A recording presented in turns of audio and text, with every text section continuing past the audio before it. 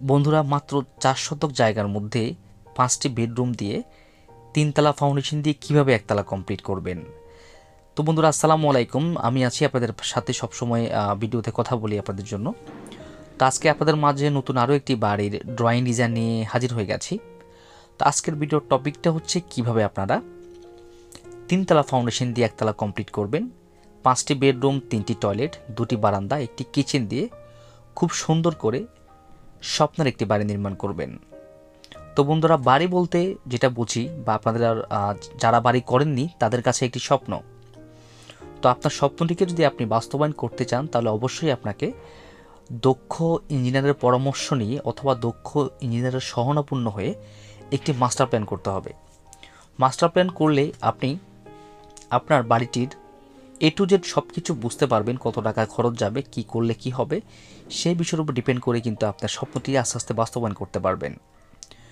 তো বন্ধুরা এই বাড়িটির এতটুকু কাজ করতে এখন পর্যন্ত কত টাকা খরচ হয়েছে, এই বাড়িটি পুরোপুরি ৩ তলা ফাউন্ডেশন দিয়ে একতলা কমপ্লিট করতে কত টাকা খরচ যাবে, এই বাড়িটির ড্রয়িং প্ল্যানটি কীভাবে করা হয়েছে, এই বাড়িটি মোটামুটি আপনারা আমরা ভিতরে বাইরে কিভাবে ডিজাইনটা করেছি সব কিছুই ভিডিওর মধ্য দিয়ে দেখানোর চেষ্টা করব। তো আশা করছি সম্পূর্ণ ভিডিওটি জুড়ে সাথেই থাকবেন। আর এখনও যারা আমাদের ইজি কনস্ট্রাকশন ইউটিউব চ্যানেলটি সাবস্ক্রাইব করেননি, অনুগ্রহ করে সাবস্ক্রাইব করে পাশে থাকা ঘন্টিটি বাজিয়ে রাখুন, যাতে করে এরকম সুন্দর সুন্দর বাড়ির ড্রয়িং ডিজাইনের ভিডিও আপনি সবার আগে পেতে পারেন। তো বন্ধুরা চলুন বেশি কথা না বলে প্রথমে আমরা এই বাড়িটির ফ্লোর প্ল্যানটি দেখে আসি, তারপর আমরা বিস্তারিত আলোচনা করব। তো ভিউয়ার্স দেখতে পাচ্ছেন এটা হচ্ছে মূলত এই বাড়িটির ফ্লোর প্ল্যান। আপনারা ফ্লোর প্ল্যানটি সুন্দরভাবে মনোযোগ সহকারে বুঝে নেবেন। তো এই বাড়িটির দৈর্ঘ্য রাখা হয়েছে 43 ফিট 7 ইঞ্চি, প্রস্থ রাখা হয়েছে 40 ফিট 1 ইঞ্চি। টোটালি 1720 স্কোয়ার ফিট জায়গার মধ্যে সম্পূর্ণ বাড়িটি করা হয়েছে। তো আপনারা চাইলে 1720 স্কোয়ার ফিট জায়গার মধ্যে সেম ডিজাইনটি করে নিতে পারেন। তো এখানে একটি ফোসা ডিজাইন রাখা হয়েছে, দেখতে পাচ্ছেন 11 ফিট বাই 13 ফিট করে, এবং পোস্ট দিয়ে প্রবেশ করলে আপনারা ড্রয়িং রুমটি পাবেন। তো ড্রয়িং রুমটি সাইজ রাখা হচ্ছে 12 ফিট 5 ইঞ্চি বাই 12 ফিট করে, এবং সামনে দুটি বেডরুমের সাইজ রাখা হয়েছে 13 ফিট বাই 12 ফিট করে। তারপরে সামনে দুটি ব্যালকনি রাখা হয়েছে, দেখতে পাচ্ছেন 10 ফিট বাই 7 ফিট 3 ইঞ্চি করে। তারপরে দেখতে পাচ্ছেন যে ভিতরে একটি ডাইনিং রুম রাখা হয়েছে, যেটা size 18 feet 5 inch by 20 feet 7 inch রাখা হয়েছে। তারপরে দেখতে পাচ্ছেন পিছনে দুটি বেডরুম সাইজে রাখা হয়েছে 14 ফিট বাই 12 ফিট করে, একটু বড়সড় করে রাখা হয়েছে। দুইটা বেডরুমই মাস্টার বেডরুম হিসেবে ব্যবহার করা হবে। তারপরে দেখতে পাচ্ছেন একটি কিচেন রাখা হয়েছে 9 ফিট বাই 7 ফিট 4 ইঞ্চি করে। তারপরে বন্ধুরা আপনারা দেখতে পাচ্ছেন মোট 3টি টয়লেট রাখা হয়েছে সম্পূর্ণ বাড়িটির মধ্যে, দুটি অ্যাটাচড একটি কমন। তো টয়লেটগুলো সাইজ সেম রাখা হয়েছে 9 ফিট বাই 7 ফিট 2 ইঞ্চি করে, বেশ বড়সড় করে রাখা হয়েছে। তো এই বাড়িটির মধ্যে মোট 16টি কলম দিয়ে সম্পূর্ণ বাড়িটি করা হয়েছে। তো বন্ধুরা চলুন প্রথমে আমরা সরাসরি বাড়িটির ভিতরে ডিজাইনটা সরাসরি দেখে আসি। তো বন্ধুরা দেখতে পাচ্ছেন এটা হচ্ছে বাড়ির ভিতরে প্রবেশ করার পরে ড্রয়িং রুমটা। ড্রয়িং রুম থেকে একটু ভিতরে প্রবেশ করলে আপনারা ডাইনিং রুমটা পাবেন। তো এটা হচ্ছে বাড়িটির ডাইনিং রুম। তো ডাইনিং রুমটা বেশ বড়সড় রাখা হয়েছে। তারপরে বন্ধুরা এটা হচ্ছে ওভারঅল বাড়ির ভিউটা। তো আপনারা হয়তো দেখতে পাচ্ছেন যে এটা হচ্ছে সামনের একটি বেডরুম। তো এটা হচ্ছে মাস্টার বেডরুম হিসেবে ব্যবহার করা হবে, এটার সাথে অ্যাটাচ টয়লেট আছে। তারপর এটা সামনে ব্যালকনি আপনারা দেখতে পাচ্ছেন, খুব সুন্দর করে ডিজাইনটি করা হয়েছে। তো আপনারা চাইলে আপনাদের স্বপ্নের বাড়ির ডিজাইনটি আপনারা দক্ষ একজন ইঞ্জিনিয়ারের শরণাপন্ন হয়ে আপনারা করে নিতে পারেন। তো এই বাড়িটির 16টি কলমের সাইজ রাখা হয়েছে 10 বাই 12 করে, এবং ভীমের সাইজ রাখা হয়েছে 10 ইঞ্চি বা 12 ইঞ্চি করে।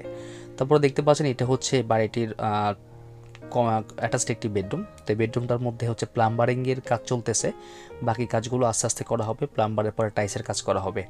তারপরে বন্ধুরা এই পাশে দেখতে পাচ্ছেন যে আরও একটি বেডরুম আছে, সেটা আপনাদেরকে আস্তে আস্তে দেখানোর চেষ্টা করবো ইনশাল্লাহ। আশা করছি সম্পূর্ণ ভিডিওটি জুড়ে সাথেই থাকবেন, এবং এই বাড়িটি এখন পর্যন্ত কত টাকা খরচ গেছে সেটাও জেনে নেবেন। তো এটা হচ্ছে সিঁড়ি রুমটা মাঝখানা দেওয়া হয়েছে। তা আপনারা চাইলে সিঁড়ি রুমটা এভাবে মাঝখানা দিতে পারেন। তারপরে দেখতে পাচ্ছেন এটা হচ্ছে আরও একটি বেডরুম।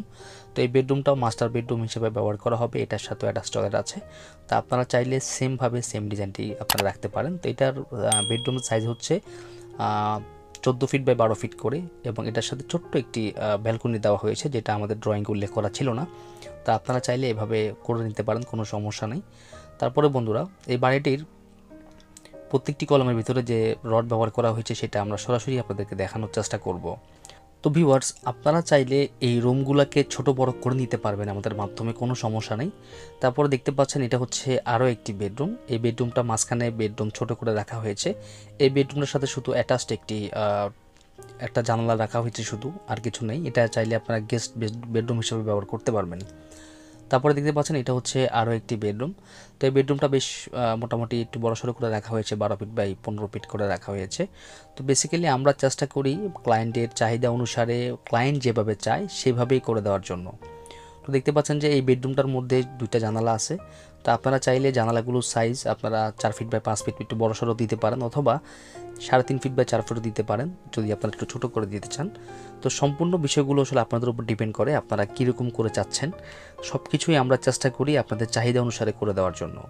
তো দেখতে পাচ্ছেন এটা হচ্ছে বাড়িটির কিচেন। তো কিচেনের মধ্যে মোটামুটি কাগজ প্রবেশপত্র রাখা হয়েছে এবং তাক শেলফগুলো ঢালাই করা হয়ে গেছে। তো পুরো বাড়িটি কমপ্লিট হয়ে গেলে আমরা আরও একটি ভিডিও আপনাদেরকে, এই বাড়িটির আরও একটি ভিডিও ইনশাল্লাহ এই চ্যানেলে দেওয়ার চেষ্টা করব।